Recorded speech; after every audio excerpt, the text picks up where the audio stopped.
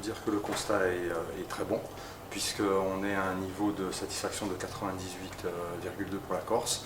La moyenne nationale étant à 95,2, donc on peut dire clairement que voilà, on a une eau quand même de bonne qualité, voire de très bonne qualité en Corse. Alors effectivement, sur les eaux de mer, nous avons une qualité satisfaisante à 100%. Donc là-dessus, on n'a pas de problème particulier. Sur les eaux douces, on est effectivement un peu en dessous, mais on peut l'expliquer par différents facteurs, les facteurs climatiques, facteurs humains, puisque la rivière étant quand même un cours d'eau assez long, avec on va dire un point de départ et un point d'arrivée sur plusieurs kilomètres, et tous ces facteurs qui soient climatiques, avec des intempéries, qui soient humains, avec une saison touristique assez importante, avec des animaux aussi qui peuvent passer par la rivière ou se baigner, ou voilà.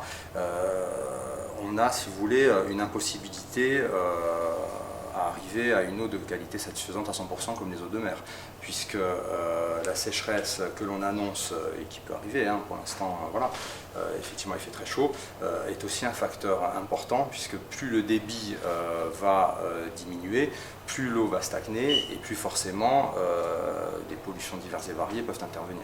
La méthodologie, c'est, on a, comme on vous l'a dit tout à l'heure, plusieurs prélèvements qui interviennent sur la saison. C'est-à-dire qu'on n'a pas un prélèvement sur les 2 mois, on a une saison quand même importante de prélèvements, on a une pré-saison avec des prélèvements qui arrivent avant le démarrage de la saison pour déjà avoir une estimation et savoir éventuellement s'il y a des problèmes sur les différents cours d'eau. Et ensuite, au cours de la saison, on est bien évidemment, enfin surtout l'ARS et l'équipe de l'ARS de Santé Environnement est très attentif à ce qui peut se passer sur les différents cours d'eau, avec une campagne importante de prélèvement sur l'ensemble des cours d'eau. C'est-à-dire qu'on n'a pas des points ponctuels où on va choisir des cours d'eau au hasard, on va se dire tiens on va les prélever. Tous les cours d'eau en fait sont prélevés très régulièrement durant cette saison qui va durer 2 mois. Les résultats sont lissés sur 4 ans pour éviter justement d'avoir des incidents qui pénalisent fortement certains points de baignade. Donc sur 4 ans, on fait une moyenne en fait des différents incidents où on peut avoir, comme je vous l'ai dit tout à l'heure, un problème d'intempérie à un moment qui va arriver, et ce problème d'intempérie peut être pénalisant si c'est passé l'année dernière et si on ne prend pas les 3 années avant, puisque les 3 années précédentes peuvent être bonnes pour un point d'eau, par contre l'année dernière peut être très mauvais. Donc en prenant les 4 années, puisque malheureusement on ne contrôle pas le climat, on permet justement à ces points d'eau d'avoir des résultats satisfaisants. On veille avec les collectivités territoriales, parce que c'est un travail de partenariat avec les collectivités territoriales, bien évidemment, qui sont aussi très impliquées dans le dispositif et dans les contrôles. À partir du moment où on est là, où on fait des points de contrôle réguliers et régulièrement, nous on a des indicateurs climatiques aussi qui arrivent, donc après on peut éventuellement savoir et peut-être renforcer certains contrôles en partenariat avec les laboratoires avec lesquels on travaille. On n'a pas pour l'instant d'inquiétude particulière. Maintenant, on n'a pas de boule de cristal pour dire ce qui peut se passer au cours de la saison. On a une campagne spécifique de recherche d'amibes.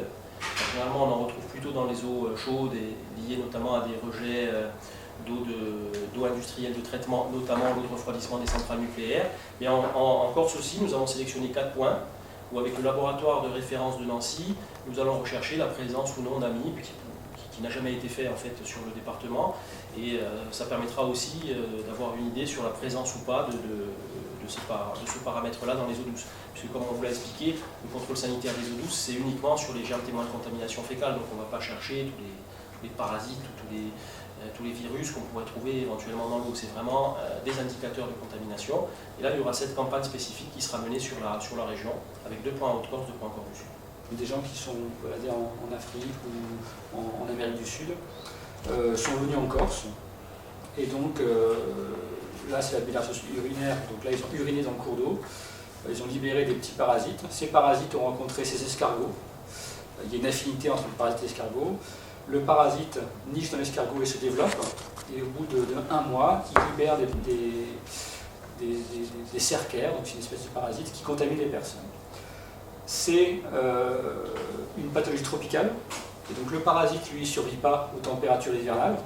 Ça veut dire que l'hiver il n'y a pas de parasite, mais l'escargot lui survit, ce qui signifie que chaque année, si jamais il y a quelqu'un qui revient et qui revient d'une zone qui a été contaminé dans le passé et qui urine dans le cours d'eau, il peut redémarrer un cycle de transmission.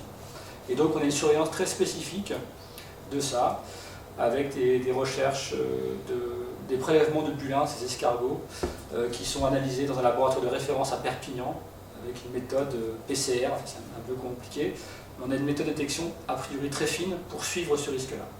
Si jamais on se rend compte que les escargots sont contaminés, la baignade sera fermée.